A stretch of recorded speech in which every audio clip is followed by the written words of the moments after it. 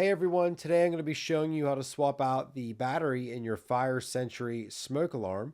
This is the i9040 model with the micro profile, and this does take one 9-volt battery, and if you need one, we'll provide a link in the description where you can pick one up.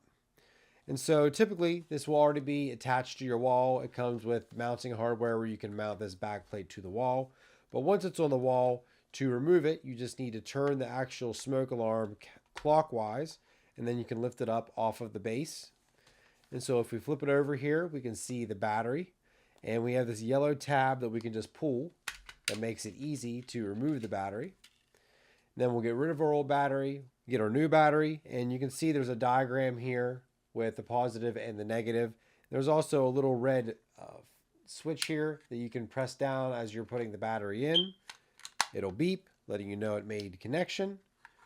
And then could be hard to see when you're putting this back on the wall, but you can also feel this with your finger. There's a dash, raised dash here and a raised dash here, where you can feel that it's where you align it. And once it's aligned, you can twist it to lock it into place, and then it's not going to come off the wall.